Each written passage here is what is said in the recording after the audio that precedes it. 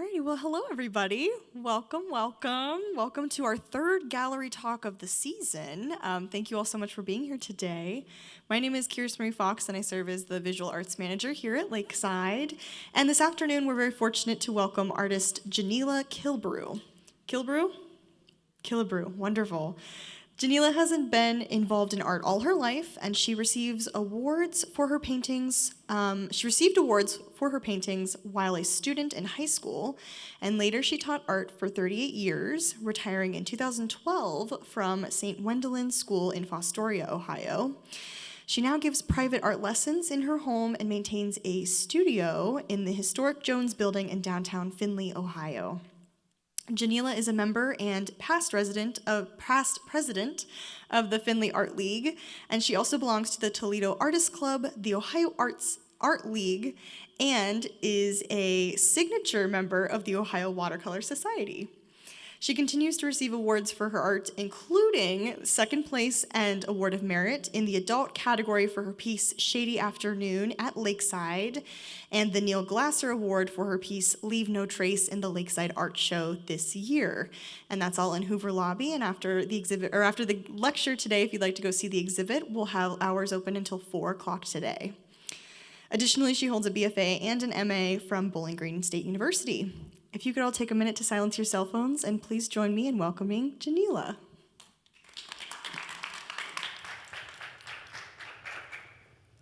Well, thank you, Karis, and thank you to everybody who decided to come today. I really appreciate that. God gave me a gift. I didn't know it was a gift. All I knew was I liked to draw.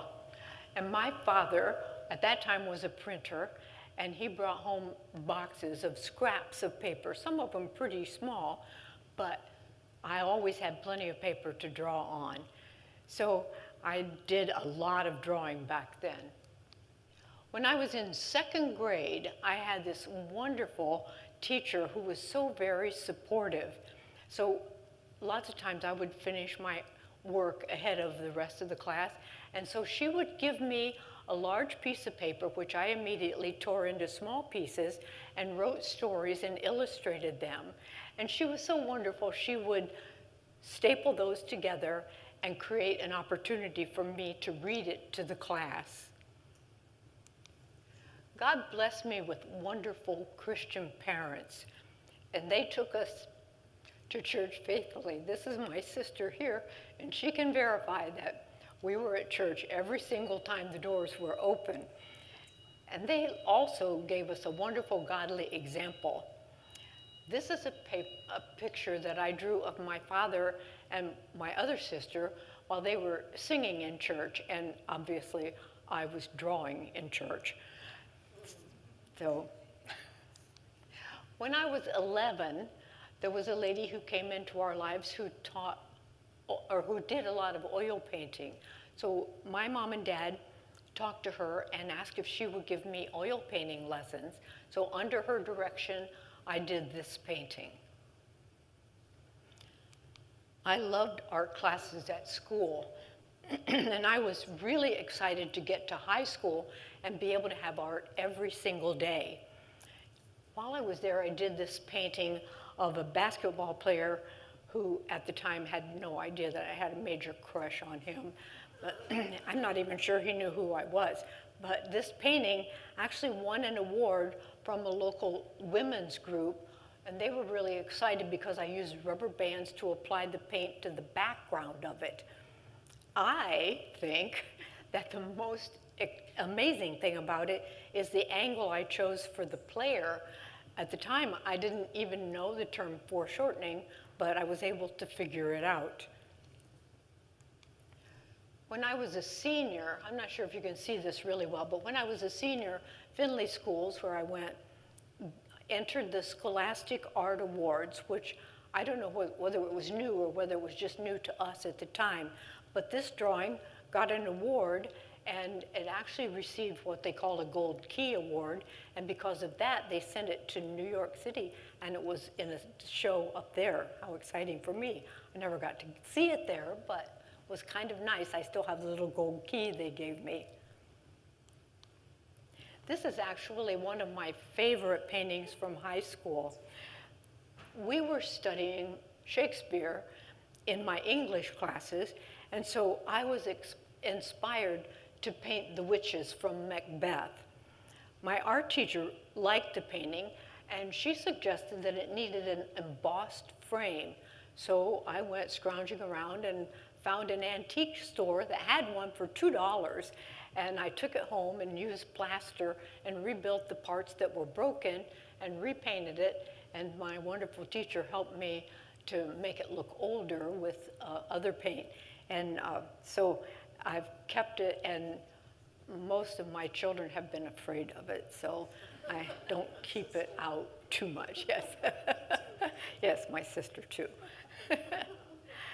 And then I graduated. Life got a lot more complicated for me because at that time, all my life, I thought God wanted me to be a missionary. I had no idea how you got to be a missionary. And so I went and got a job. What do? You know, you got a job. And I started making plans to go to college. Art to me felt like something really fun to do. So if it was fun, it probably wasn't very important. Like your mother says, "Are you busy?" "I'm drawing." "Oh, well then come and help me with the work," you know, so. And you get the idea that art's really not all that important. Well, I wasn't sure what God wanted me to do, and I was fearful that if I started college, the things I taught and the people that I would rub shoulders with would draw me away from the Lord. So God had his own way of helping me with that. I lived at home and worked in Findlay and drove to Bowling Green, commuted every day. So the first day I started up to school, I looked up and noticed that on my windshield wiper blade, there was this katydid hanging on. I thought, this won't last long. So I started out and started down the street. Katydid was still there. Drove out onto the interstate. Katydid was still there. I thought, whoa. Got into Bowling Green, pulled into the commuter parking lot. That katydid was still on my windshield wiper blade. And God said, if you hold on to me like that katydid held on to your windshield wiper blade, you'll be all right. While I was in college, I learned to make a lot of different kinds of art. I studied printmaking, which I really enjoyed. We did woodblock printing and linoleum printing, and we did silkscreen printing, and these are two examples of intaglio printing, where you take a metal plate and you gouge holes into it, lines into it, and then you work the ink into the grooves that you've created and run it through a printing press, and it makes the prints. I really, really enjoyed that, and I enjoyed everything we were doing. We did a lot of figure drawing, and I remember one time after I had my own home, I was going through all my art things and actually threw away 4 trash bags full of figure drawings from college, and I still have some. So one of the things that I learned when you sit there for 2 hours and you draw these figures, it felt like when you were running the chalk or the pencil along the arm, that you were actually going along the arm of the person. And it was how I developed as I was drawing. I really, really did enjoy learning how to draw that way. In sculpture class, we had, I don't know whether they do this anymore, but we had huge 6 foot long by 2 foot wide by 6 inches thick sheets of styrofoam, okay? And we could use as many of them as we wanted to create our sculpture. And so I used those and then covered them with plaster, and I created this sculpture. I hope you can see it. My father called it a white elephant, but later I made just a few adjustments and had the plexiglass top made for it, and now it's sitting in my living room, as you see, and I think I could probably have sold it about a dozen times. I was loving all the making and creating, but it felt like art was fun. And then, if it was play, it must not be important. I graduated and started teaching art, but by the time I was hired to teach at St. Wendland High School, which that's what this is St. Wendland High School that unfortunately no longer exists in Fostoria, but by the time I was hired to teach there, I had several years of experience and I was the mother of 4 children. It was at St. Wendland that I met Mike and Patty Savona. You may know, own Ooh La La here at Lakeside. And it was Mike Savona who told me about Lakeside and said, you should go up there and take some of your art sometime. So I did, and we've learned to love Lakeside. It's beautiful here.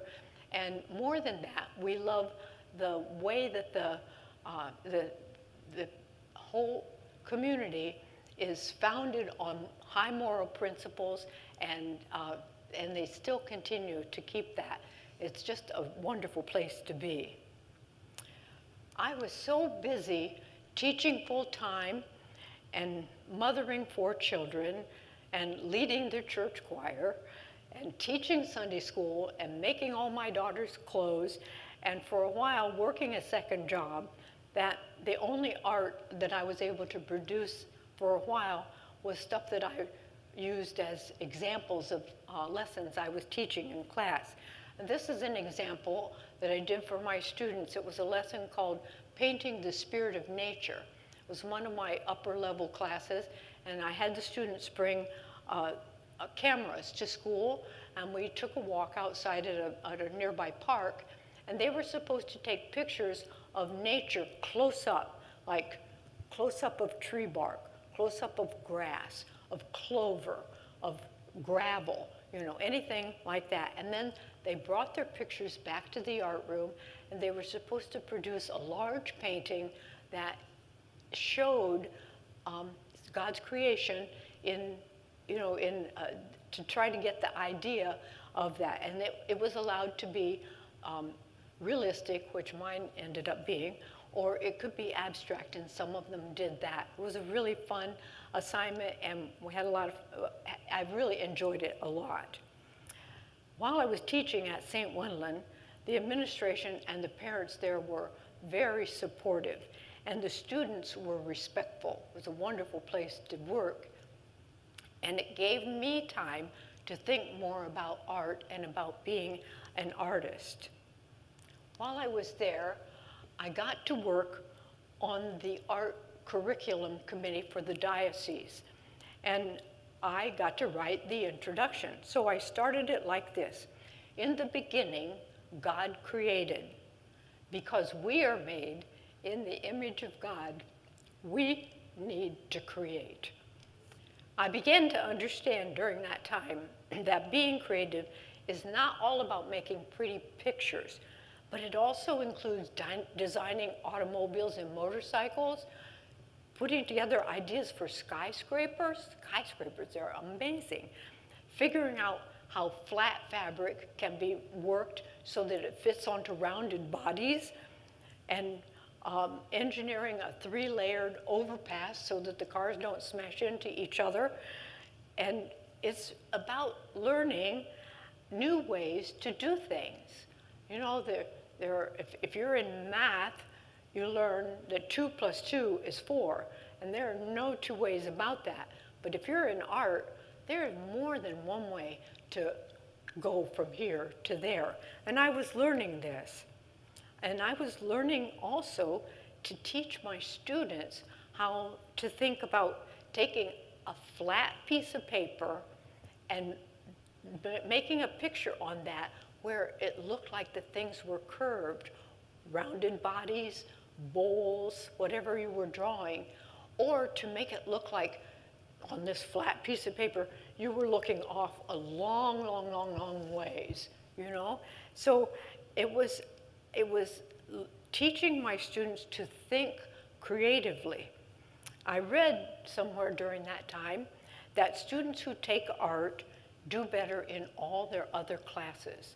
And I have concluded that if the art is taught correctly, taught well, that is very true. I also taught my students about the importance of art in communication.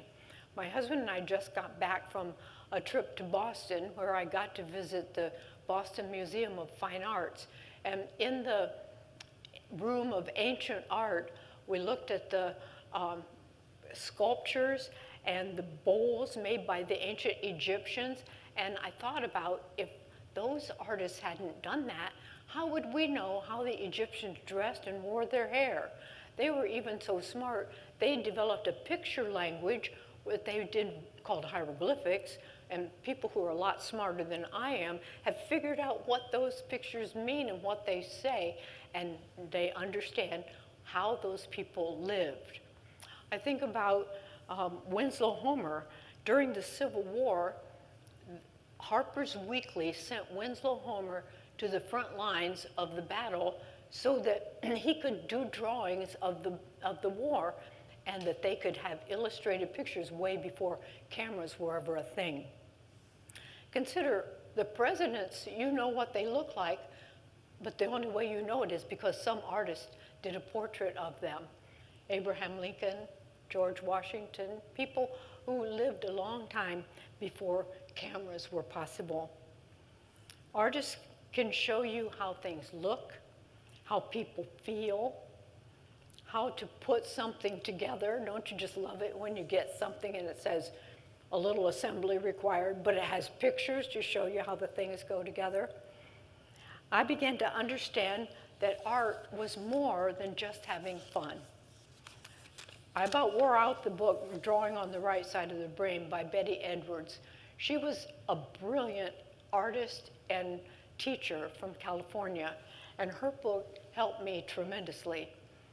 I learned that our brains really enjoy studying detail, and I learned to look closer and closer so I could actually see what is out there. One of the quotes that she puts in the book was by a man named Maurice Grosser, who wrote the book The Painter's Eye. And he wrote, "The painter draws with his eyes, not with his hands. Whatever he sees, if he sees it clear, he can put it down."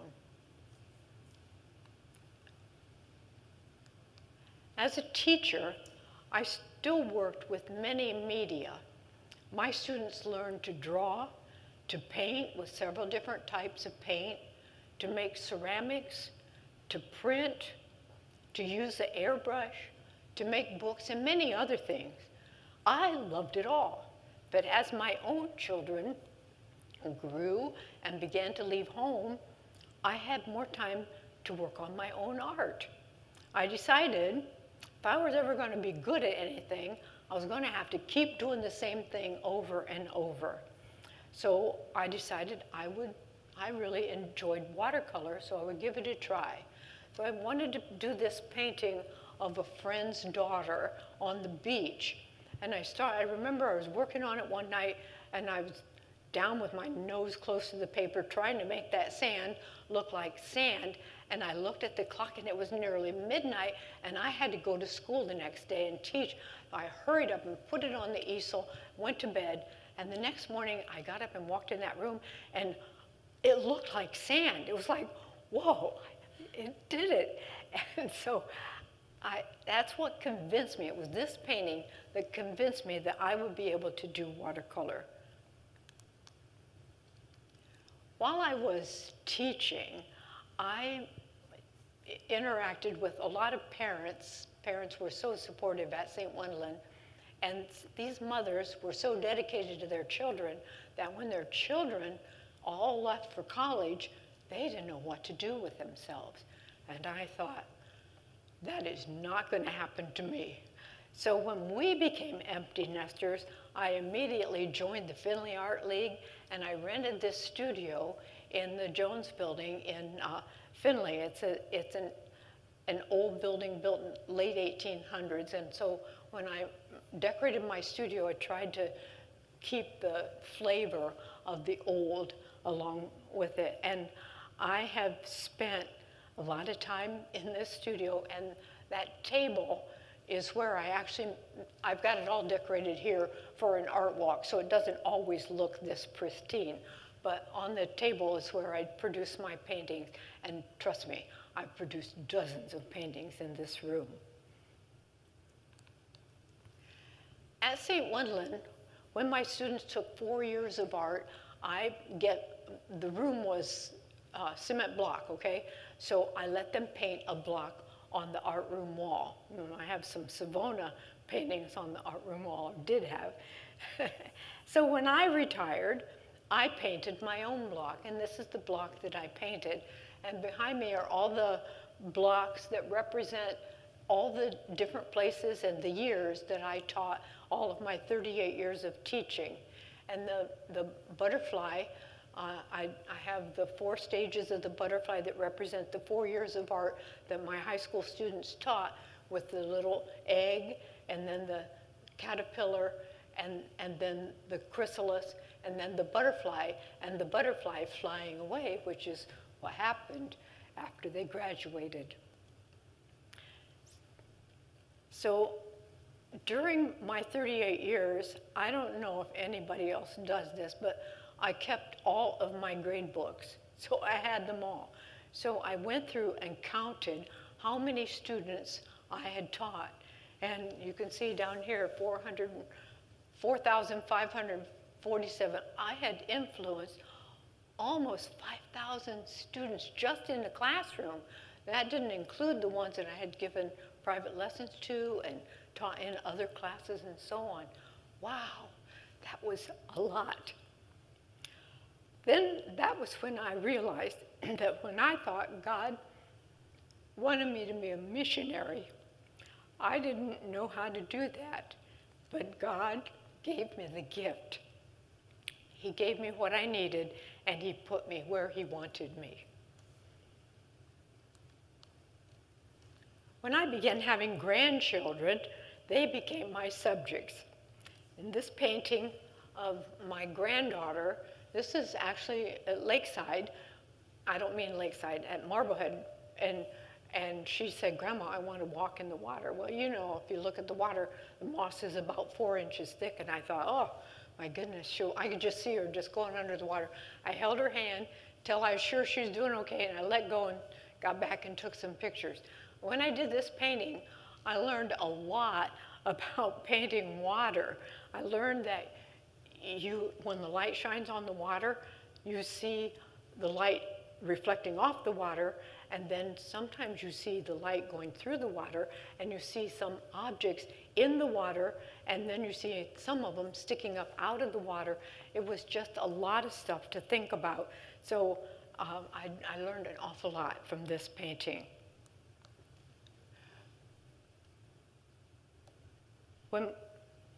Okay, this is not the painting that's supposed to be there. That one's the one, sorry. When my parents retired to West Virginia, I began to visit them a lot.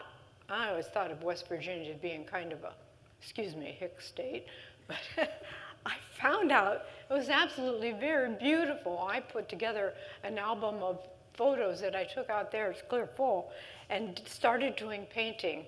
So this one is called Who Needs a Boat? Take it, and it's of Boley Lake, which is at Babcock State Park. In this painting, we have the girl at the end of the pier fishing. She doesn't need a boat, but we also have the boats, which are for rent.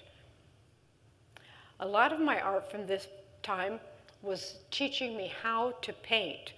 More accurately, it was training my eyes to see what was out there and how to figure out how to put it on paper. I also learned how important it is to have good brushes and good paper. With all due respect to all the people who manufacture paint, I think you can use little prang paint that students use in elementary school and produce very good paintings as long as you have good paper and good brushes. That's my opinion. There's always more to learn about water. This one is Lakeside, right at the edge of the pier. And it took me a long time working on the rocks, and I wanted them to be right, and I got them all right, and liked the way it looked, and then I was afraid to paint the water. I was sure I was going to mess it up, so I asked the Lord if he would just help me, and of course he did. This is called On the Rocks. Another West Virginia painting. This is from under the New River Bridge. If any of you are familiar with West Virginia, you know that bridge is about 1.25 miles long. And yes, I did walk the catwalk under the New River Bridge and took a lot of pictures, and this is from that, showing the bridge, the New River Bridge, and the old New River Bridge down below. And this one I learned a lot about not only straight lines, but also about how to make sunshine look like sunshine. You have to make the shadows really, really dark to make the sunshine look bright.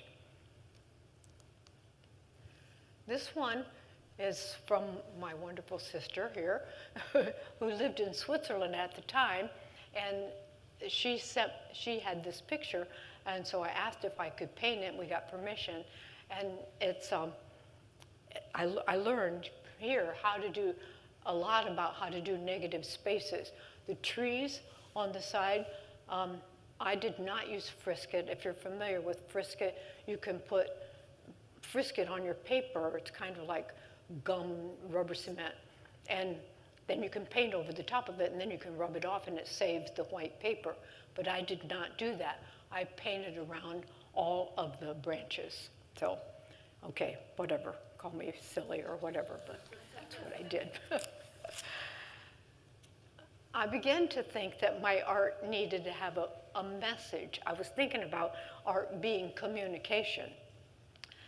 During the COVID lockdown, when the whole world seemed absolutely crazy, and it was, I did this painting. It's called Chaos All Around. It's kind of how I felt during that time. At that time, I was president of the Art League, and I had to cancel all the meetings. I had to cancel all the shows. My husband and I were stir crazy, so we house cleaned our house from top to bottom, and finally I said, nobody will care, so we went over to the Art League and we painted the inside of the gallery. We did everything we could to make it be better. This painting has a little bit better message. It has symbols in it for the fruit of the Spirit, and a dove. Down here is a glass dove for peace, and a crazy quilt, which is actually a comforter. I call it Peace Amid Craziness. This is a painting that I like a lot. Somebody bought it in the very first show I put it in, so I shed a couple tears, but it was also important because it was the first painting I ever had accepted into the Ohio Watercolor Society show. So that was very exciting for me. This painting is a little less subtle. If you're familiar with the Bible story of the first Passover, you know that the Israelites were in bondage in Egypt. They had prayed and prayed, and God was going to release them from the bondage. And so he told them he was going to send the death angel, and every home would have, the firstborn would be killed unless the blood of a lamb was painted on the doorposts and the lintel of the house. So I painted a mother looking through an Israelite home, a mother with her little boy being very fearful. The little boy who modeled for me, I said, "You have to look scared." And he went, "Ah." I said, "Not quite that scared." But anyway, he did a wonderful job. But what I wanted to show was that the cross that Jesus died on was not an afterthought. It was God's plan from the very beginning.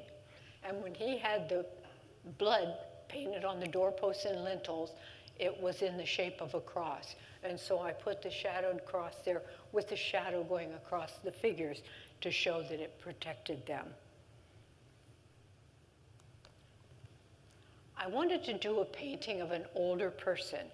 And I tried to think of somebody who would be a good candidate for that. There are a lot of older people who probably would have worked, but I thought of this gentleman who was a minister and whose messages I enjoyed when I was growing up, and just a man that I respected a lot. I knew he was still around. I didn't know for sure where. I didn't know how to contact him. I wanted to go to his house and take pictures of him if he would allow that. And so his wife was on Facebook, so I went through her Facebook page looking for an address, a phone number, something. Couldn't find anything, but I did find a picture of him down on his knees with his hand on the tummy of a little baby, which I assumed was his great-grandchild. And so I took a chance and I sent her a message through Facebook, and she responded right away. And I said, do you think he would let me paint it? She said, I'll ask him. And he did give me permission, but he said, I have to see the painting. And so I did this painting, and of course I took the baby out, and I used my father's Bible for it, and I invented the bookshelf behind it, and I tried to think of what kind of books would be in the library of a man of God. And a lot of them, I don't know if you can even see, but there's Vine's expository dictionary is back there. I have a concordance back there. I have several different things that I thought a minister would like. And so this is, when I sent the picture to him, he was so delighted. He asked me if I would have prints made for each of his 7 children. So I did do that. I call this Book of Books, and it's special for me because I have so much respect for this man. It's also special to me because it was the second painting that I had accepted into the Ohio Watercolor Society. And having 2 paintings accepted gave me permission to apply for signature membership, which I received last September. While I was teaching, I started giving private lessons. After I retired, I continued giving lessons, and presently I have about 20 people who come to my house every week for an hour of art. Some pretty amazing art goes out of my door as the students learn to use their gifts and to share it with others. This is Christina, and I love these people. Christina was the next to the youngest of 10 children in a family. Her father was a vice president for Marathon, and during his career, they were in Libya, they were in Colorado, they were in Texas, and I think for that reason, the mother decided to homeschool the children. So Christina came to me when she was in 6th grade, and she came every week until she graduated from high school. And this is one of her many amazing drawings, but this is a drawing a pencil drawing she did of 2 of her nieces. Colin was the youngest student I've ever had.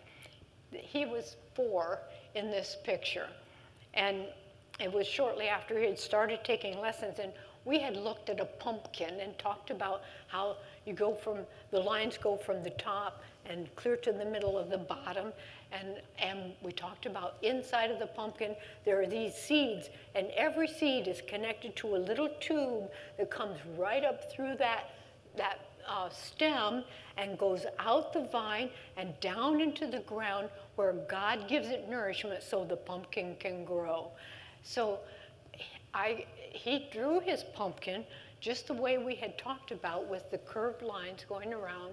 And then he remembered a lesson we had had before about overlapping, and he drew a pumpkin partly behind the first pumpkin, and then he drew a vine and other pumpkins in the background, and he had his paper pretty full. I said, well, nice job, Colin. I said, are you finished? He said, no, I think I'll add a tractor. So he put a tractor back in the background. Did I mention that Colin is brilliant?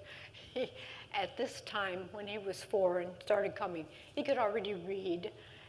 And I have told him, Colin, God gave you that wonderful brain for a good reason, and he has an important purpose for you.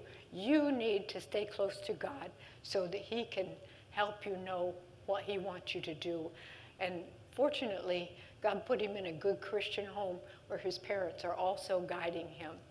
Colin is 13 now, and he's still amazing me. The oldest student I ever had was Jerry. She started coming when she was 90, and she kept coming for 2 years every week. She drove in from Alveda, which is about 12 miles, and her final painting was this one that she's working on. She did a painting of the house that she and her husband had built so that they could raise their 7 children. After she got the painting finished, I helped her photograph it, and we sent the photo to Snapfish, and they made 7 canvas prints of the painting that she gave to her children for Christmas. And then she told me, I think I can paint at home now, which I was okay with that. I was still a little nervous on icy days when she tried to drive into Findlay. I've kept in touch with her, and I recently got a note from her that she celebrated last November her 100th birthday. And in the small community where she lives, they had a big celebration for her. So isn't that wonderful? She still lives in the house, in this house that she painted, and her wonderful daughters come. They take turns coming and spending the night so she can stay at home. My husband and I think she raised them right. I learned from the book of Ecclesiastes that God gives to us so that we can have to give to others. He trusted me with the gift of art, and I shall be eternally grateful. In my painting, I have shared some of the beauty of God's creation, and I've tried to make people stop and consider. In my teaching, I have given what I have learned so that perhaps my students will even do better than I've ever been able to do. I tell my students that God gave them a gift because there is something he wants them to be able to do, and it is their responsibility to develop that gift so that when God needs them, they will be ready. So that is how I got from there to where I am. God gave me a gift, and I've done my best to develop it and then to gift others with what I've learned. I'm not sure where I'll go from here, but I trust I'll be able to use what God has given me to bless others. This is a self-portrait showing me with God's hands holding mine. I have to tell you this. There was an older gentleman who had a studio across the hall from mine, and he modeled for me so I could draw his hands, and he thinks it's wonderful that his hands are God's hands. So God's hands holding mine, and I'm holding my name, Janela, with pictures of me from every year of my life. Now, when I was born, my father was studying photography, so I have lots of pictures of me when I was little. And of course, if you're a teacher, well, if you're a student, you get a picture every year. When you become a teacher, you still get a picture every year. So I'm probably the only person alive who has a picture of me from every year of my life. But that's what I put in there. And all around me in black and white are pictures of people and things that have inspired me and that have helped me and that have encouraged me. And in front of me are pictures of some of the art that I've produced. I call this painting Never Forsaken, from the Psalm where David said, I have been young and now I am old, but I have never seen the righteous forsaken, nor his seed begging bread. Thank you very much.